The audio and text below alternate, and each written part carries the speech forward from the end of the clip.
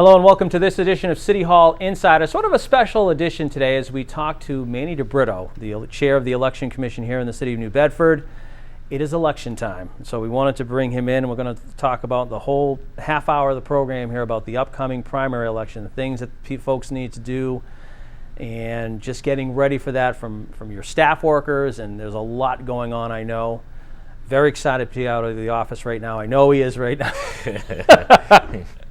Good to see you again. Thanks for coming in, my friend. Thank you for having me. And like you said, just happy to get away from my desk for a little while. Even though we're still talking elections, it's good to get out. Talk about just in general right now, the lead up to this election. I mean, the pandemic, it started in March. I mean, you folks and your staff is fantastic, and I know the full-timers in your office very well and love them both. But talk about the lead up to this election, even the primary. Totally different from anything you've experienced, and your staff has experience. Yeah. And it's totally different from what you've ever seen. My staff has about 60 years combined, and this is unprecedented even for them. So, some days I think their heads are going to explode because it's a lot of information to process, a lot of change. We're all just coping and dealing with it across the state, from the Secretary of State's office all the way down to my office and to the smaller towns. I mean, we're trying to do the best that we can and handle just a huge influx and huge amount of change, and trying to make sure we do things the right way and we do things in a safe manner as well. Have the policies changed, and we'll get specifics later, but have you seen a dramatic change in policies and procedures than what you had previously? I mean, for instance, mail-in voting, huge. So, but the city's done that though, hasn't it? So on a usual year, typical election year, we get about 250 to 400 absentee or mail-in voter requests. We've got over 9,000. Wow. And on a normal year, people will initiate that request. Yep. This year, the state mailed out ballot applications. And again, that's with safety, that's with all of that taken into consideration. We're trying to limit the amount of people that are actually out in the polls voting. Our poll workers are older. Yep. So I have to worry about their health. People that are voting, the majority of them are older. We have to worry about their health. And they're dedicated too. And they are so dedicated. And it's funny because I know you and I have talked in the past, because my mother for the longest time was a poll worker in Wareham, and she loved going out doing that, dedicated. But you're right, they are an older constituency. Some of them are heartbroken that they can't work. Yeah. Because they haven't missed an election. I remember one woman telling me, I started, they were paying us 75 cents an hour, and she's still working. This was last year, and a lot of them, aren't going to work this time around and in November, and I can't blame them. Yeah. Because there's so much unknown. Even though we're providing tons of safety precautions and PPE, and we're doing the best that we can, I think better safe than sorry. And that's why we're offering all kind of different options for voters. Take a little bit through the steps here. This happens in March. What are the first things you have to get in place in preparation for something that's 6 months away, being in September? So we lost a few months because we couldn't all be in the office at the same time. So really? So the office was remote? Was remote for the most part. Yeah. My staff doesn't even have remote access. And yeah. How can you really even plan anyway? Because, for the longest time, we didn't know what was going to happen. We didn't know what we're looking at. We still don't really know what we're looking at going into September 1st and in November. So, it took a while to see which direction we were going to go, and then we're waiting for direction from the state. And that really guides my decisions and what we have to have in place. Is everything based on, I didn't mean to interrupt because I want you to finish, but is everything based really on what the state does? Yes. So then you and the commission, I guess, take your, direction from the state officials? So the state provides the laws, they provide the parameters, and then we kind of go from there. So the city doesn't have any, I don't know if autonomy is the right word, the city can't do anything really different from what the state... Well, we have to ask for permission. I'm sure if, say, we were going to close down a polling location, we need a sign off from the state, sign off from the city council. Luckily, we're not doing any of those things this year. All polling locations are the same. But on a typical year, I wouldn't have to work with the Board of Health. before an election. Now Yeah. I have to work with the Board of Health. Can we even access the school department? Can we access the schools? Yeah. Housing authority, can we access your common areas in housing? There's so many more things that we have to worry about now that on a typical year, it's just, pretty much a given. So going back to your plan there, starting in March, you lost a couple of months, as you said, and then you're still waiting. But what are the first things you've got to get done that have to get done early? So again, we were waiting to hear from the state. The state came out with their decisions, and the laws were set about July 6th. So July 6th comes, and now we have somewhat of a framework of what's going to happen. First thing that we found out was, okay, we're going to do the mail-in ballot, which is an extension of absentee voting, which, like you said, we've done forever. Not only are we going to do that, but now we're going to do early voting. Now we're also going to do in-person voting. But have you done early voting in the past? Yes. I was going to say at Yes. City Hall, like in the Ash Room, I thought you would do that. Yes, we have. We actually did early voting for the presidential primary in March, and we moved it across the street to the library because Ashley Room's getting a little tight, City Hall's getting a little tight. The library has given us access, beautiful location, plenty of room, and it's right across the street, so pretty seamless. So we weren't going to do early voting for the state primary, but now the state decided they wanted us to do the early voting. So now we have to prep for that, which takes work. Right. And then also prep for the election September 1st. So there's just so many things that go into it. And this year is unlike any other. So normally I could help my staff. This year, there's no help because I'm dealing with logistics and details and getting all of these things done, as well as processing mail-in ballots, which again is a new thing at the numbers where we're getting them. Right. Before you can vote, you have to be registered to vote. How has the voter registration gone up until this point? It's been really strong. More and more people are registering to vote. I think there's a real big push to register people. I know a lot of community groups have really been pushing to get people registered to vote. What I normally tell people, though, is registering people isn't enough. You have to make sure they actually come out and vote. Right. The fact that people register is great, but we want people to show up and vote. The other thing I was thinking too, you and I have talked about this in the past, and I know you're very passionate about this, but registering to vote, but young people registering to vote. Are you seeing a younger generation, younger folks getting out there to register to vote and participate? I think a lot of younger folks are curious, and they're asking questions, and they want to learn, and they want to know what's going on. And I think that, they have their ear to the ground, and with all the craziness in the world, I think they're realizing that their voice is starting to be heard, and they actually, wield some power in numbers. I had spoken to a couple of groups, and I said, people will start taking you seriously if you come out and vote. If you vote in numbers and show up to vote, not only yourself, bring a couple of folks with you. I remember a story. I walked in to vote one time, long before I was the commissioner, and I walk in, I really didn't know the laws or the rules, and I look in a booth and I see 6 little legs, and I'm like, that doesn't look right. It was my mom and dad and my grandmother, and they're all voting. There's a language barrier, so my dad was helping them. Yeah. So I've always taken that with me. Plus 2. That's kind of funny, actually. You bring some people with you. Everyone says, "Oh, I'm going to vote." Make sure they go to the polls and vote with you. Well, it's interesting too, because I was looking at in the election of 2016. And you and I have talked about this in the past, and when you've been on the show.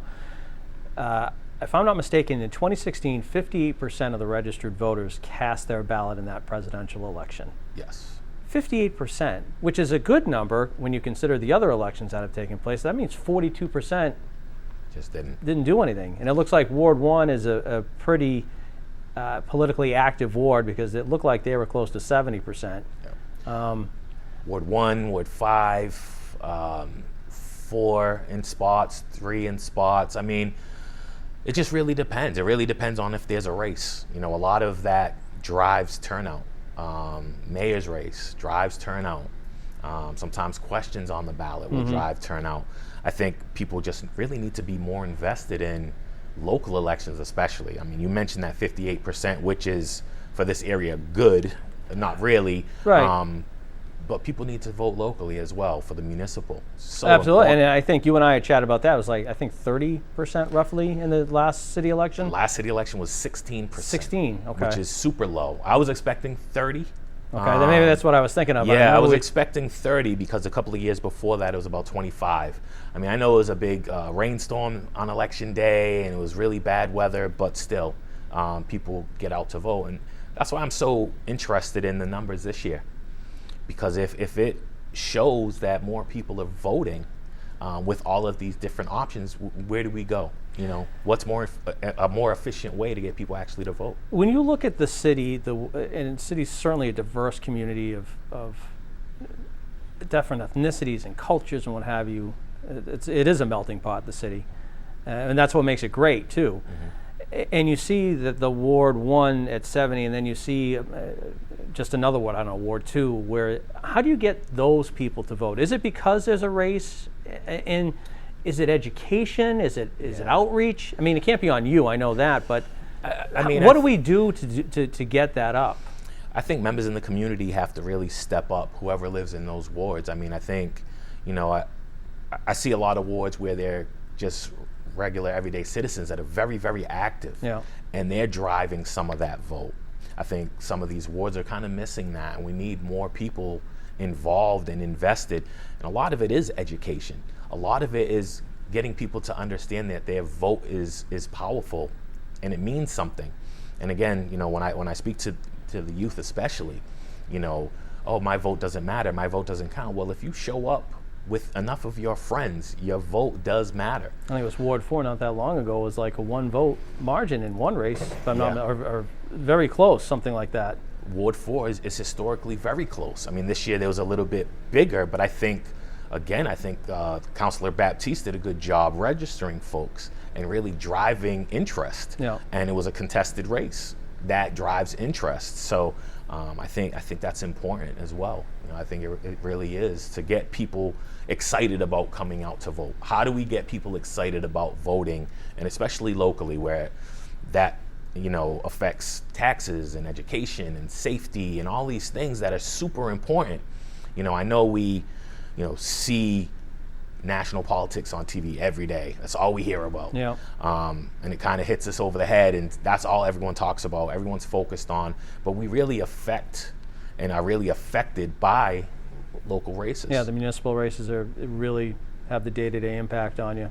Budget is, you know, I chuckle all the time when I was working in that I would try to say, you know, we need to do a story on the budget. Nobody cares about the budget. Maybe true, but there's nothing that impacts you more than your municipal budget. Exactly. Which is crazy. You've talked about the different ways, and why don't we just go into them a little bit more in depth. First of all, just for clarification for people, what's the difference between absentee voting and mail-in voting? So absentee vote is basically you're not going to be able to go to the polls on election day. So on a typical year, you're, you know, at work, you're away at school, you're in the military, you're ill, and you can't make it, and that's your reason for not going to the polls. So you've got to give a reason for an absentee vote. Mail-in, they basically have waived that reason because the reason is COVID and it's safety, it's health. So that's waived. So that's what the mail-in vote is. So there's just no reason. The reason is we're all dealing with this pandemic. So that's the difference. And I just want people watching too, the absentee ballots or the mail-in votes that need to be counted, they get them pretty soon, if I'm not, no, they've already started. They've started getting them. I mean, it's been a challenge, so we've been processing as quickly as possible.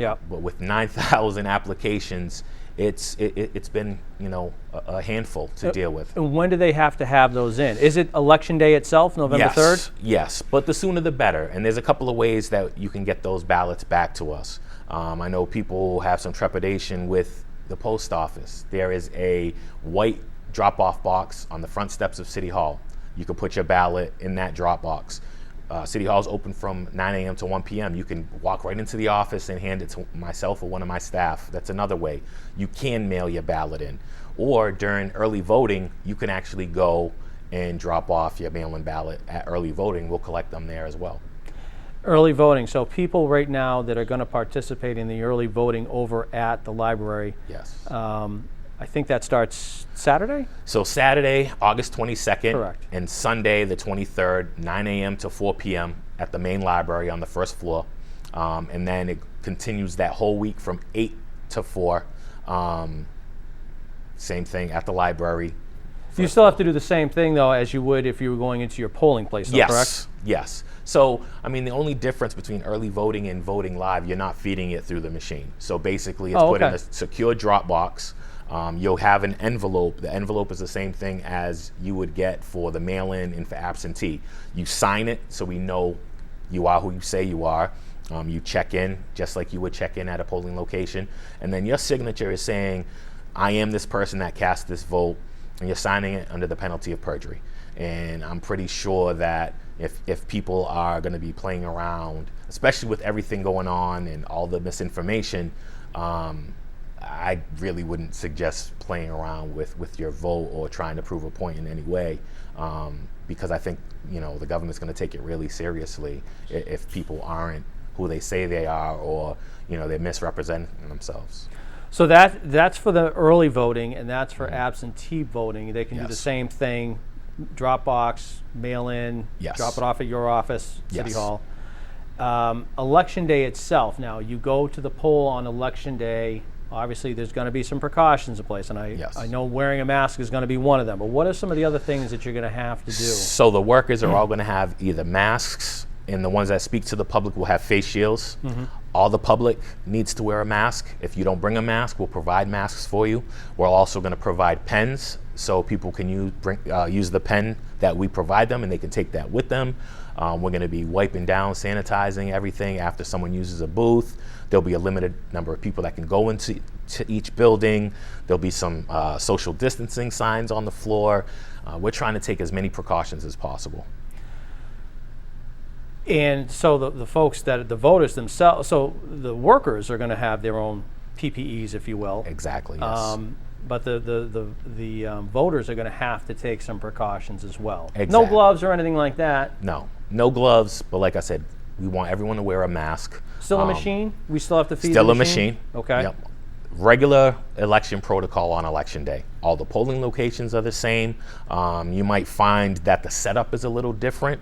We're trying to get people to come in and enter one way and exit a different way, so people aren't passing each other that closely. But again, we're really going to limit the amount of people that go in at one time.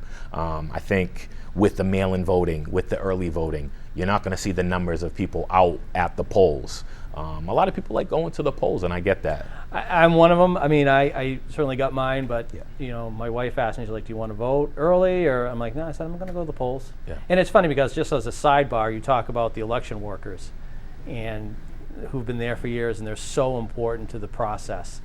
I can walk in there, and they'll say to me, "Jim, in our neighborhood, and you obviously know where I live."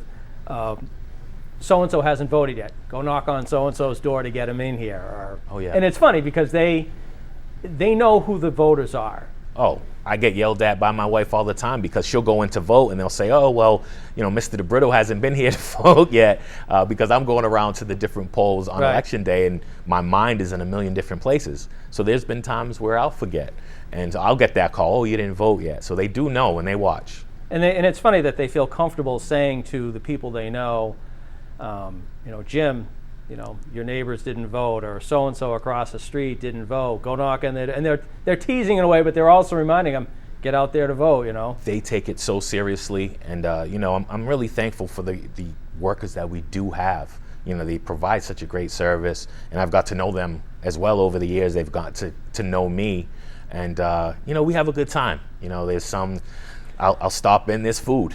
Well, there is a camaraderie that growing up with my mother, that I've seen with poll workers and just elections. There's if you haven't done it, you don't know what it is, but there is a camaraderie that on that day that is unlike anything else, really. A lot of them, this is a social event for them. They're seeing their friends from the community that come in to vote, the people that they work with, and, the hustle and bustle of an election. I think a lot of them are really interested in that, and they enjoy being there. You and I have talked about this in the past, but I wanted to make sure that we touched upon this. You hear so much in the media about safe elections and what have you. How confident are you that, at least in the city here, and you can't speak for anything else but New Bedford, that the election is safe, that fraud is not an issue here in the city? My research, there is no evidence that there's more fraud by mail than in person. That's just a fact. There's no evidence that it favors one party over the other, which is also a fact. Also, not for nothing, it was a Republican, idea in its creation, and Democrats were against it, and that seems to flip at some point. But I know that they're secure. We're doing the best that we can. Like I said, it's unprecedented what's happening now. If people don't feel secure, like I said, the Dropbox is there for you. Come into the office. I'm taking calls all day long, and people are really surprised that I answer the phone. But I want to speak to people and make them feel a little bit more comfortable about the process. I've also invited people into my office. Come check us out. Come look at the process. I can come explain things to you. That's what we're there for. We want people to feel comfortable. We want people to vote. There's nothing I want more than everyone's vote to count. Well, the other thing too is when I hear talk of there's fraud and just by voting in person, but then I think about the poll worker who we just talked about, who knows who you are and knows who your neighbors are.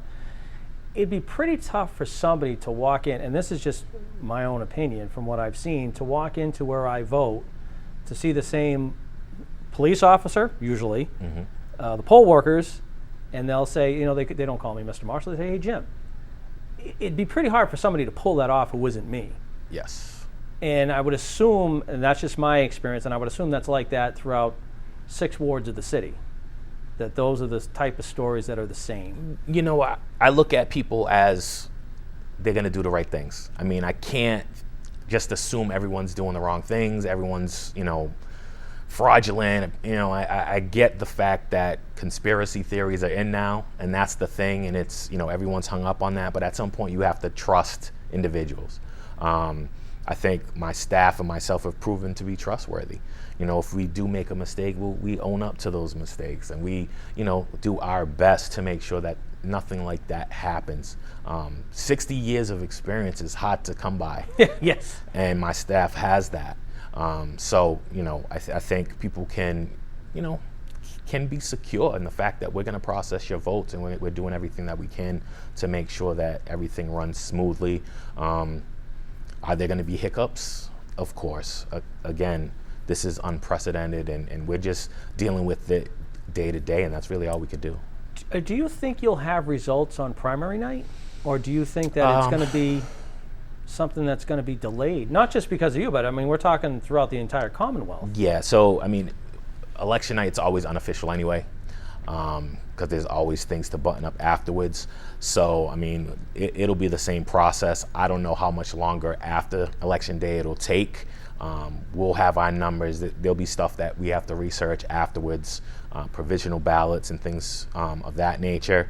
And who knows what protocols the state might put in place, or things that they might request of us after the election or right up until the election that we might not know right now. Can you count ballots before election night? Or yes. Do you have, so you can. So we can start counting 9 days prior to the election. Okay. There's a whole set of rules that have just come out, and that's something that we have to look over and see if that is going to fit for the city of New Bedford. I was going to say, does that save time, or is it enough? You would think that it would, but again, there's so many stipulations and rules. There's rules about opening envelopes beforehand. There's rules about processing beforehand. So we have to balance that. Are we going to open ballots early and start feeding them in, or there's a different set of rules if you do it on election day? Are we just going to wait until election day and just process them? So those are decisions that I have to make along with, other members of the city. We try to figure out what's best for the city and what's going to be best for counting the ballots. Like I said, normally we send out the absentee ballots to each polling location for them to read. Right. I can't see them having enough time to read 9,000 ballots. Right. So, that's kind of one of the decisions that I need to make now, is to figure out the best way to process all of these ballots that we have. But we do have that option. A couple of quick things here too. The election machines or the ballot machines, everything's up to snuff, and those are really fast, I know, but we have to test them before every election. Yeah. We test every single machine that we have. They have to, we put them through the ringer, and we send our reports out to the state. And I have a couple of guys that come in and do that for us every year. They're really good at what they do. So I'm not worried about the machines at all. People who have changed address, or they're registered voters, but there's something that's a problem because they've moved, or what do they do? Make sure they call the election office. I mean, that's the most important thing. Even on election day, you go to the polls, let's say, and you're not on the list. Call us right away. Okay. There could be an issue. We have the state voter registration system Yeah. at our disposal. They don't have that at the polls. So make sure you call us right away. I know there's been times in the past people will get sent to different locations. Oh, you belong here, you belong there. Call us directly and find out. We don't want you driving all over the place to find out where you're voting. And that's a good point too, because especially if you've moved or whatever, you may not know where it is within the city. Exactly. I want to give you a chance to give out some numbers, and it's funny, I looked at the Secretary of State's thing. I just looked at my information valid and stuff like that, but that information's out there. You don't even, you can look. So why don't you give folks just some resource information for them? Obviously your website, phone number. So if you go to the New Bedford, City of New Bedford website, I believe it's www.newbedford-ma.gov. Election Commission we have our own page, tons of data on there, tons of information. Just kind of play around with it. You can find out if you're registered, where you're registered, if you need to change your registration. You have early voting dates and times. You can click on the Secretary of State's office from there, Right. even the federal. You can do that. And then Secretary of State, you can go on there, and there's tons of information on there as well. If you can't find it on our website, but you can, because most of the things are linked directly to Secretary of State's office. Or you can call my office, Debbie Sherrier there, and that number is 508-979-1420. Me directly, 508-979-1423. And we also have Emmanuel, who's a new employee that just moved over to help us out. He's there. You might reach Emmanuel. He speaks Cape Verdean and Portuguese and Spanish, so he's a help. And then we have a bunch of you mentioned college students helping out, some really sharp kids. The future is really bright. It just brings some fresh energy, and they're all good at computers, and they pick things up so which you are quickly. so good at, right? I'm all right. And I thought I was really, really proficient, but they really have it under wraps. They really do. I just, and I forgot to ask one question when I had my list here. So it's probably off the beaten path, because I thought that was a good ending. You're an independent voter. You can still participate, obviously, in the primary election. Yes. So independent is now considered unenrolled. A lot of people get confused by that. So if you have an unenrolled voter designation, that means you're independent. You have to select which ballot you want to receive for the primary. So you can pick Democrat, Republican, Libertarian, or Green Rainbow and get that ballot. You can't go back and forth. That's in the final, where you can vote for whatever party you want. It's all on the same ballot. But for the primary, you select one, you get that one. You can't change once you select, and you have to vote down. I think in the past, if you selected a Republican ballot, you would automatically be enrolled as a Republican. That's what I'm wondering. Yeah, it's not the case anymore. Okay. You're always going to be unenrolled. So just because you picked a Republican ballot this time doesn't mean that's going to be the same case 2 years from now when we have another state primary. Okay. And you have to, you can pick a Democratic ballot at that point in time. So you're never forced after you make that selection. So that's really important to know. So that's a great point. We got some postcards back from mail-in ballots that people just say independent and unenrolled without selecting which ballot. So we're reaching back out to those folks to make sure we know which ballot that they want. Sounds good. It's good seeing you again. Oh, thanks for having me. And we'll talk to you again prior to November. I'm sure it'll be another busy time, but quick thought on turnout. Do you have any guess for the primary? With everything new, I mean, I really don't know. Like I said, it's going to be interesting to see what the numbers turn out. I think the last state primary, we were around 30%. I'm really looking forward to seeing these numbers. Okay. People are requesting ballots. Will they turn them in? Will they send them back? You know, that's the thing. How many people are going to turn out and vote in the polls? How many people are going to turn out in early voting? I mean, with all these options, there's really no excuse not to. So Right. It'll be interesting to see. Manny DeBrito, our guest, chair of the election commission here in the city of New Bedford, our guest on City Hall Insider. Good seeing you. We'll talk to you again in a couple of months. Thank you. That's going to do it. Thanks for joining us here on the New Bedford Cable Network.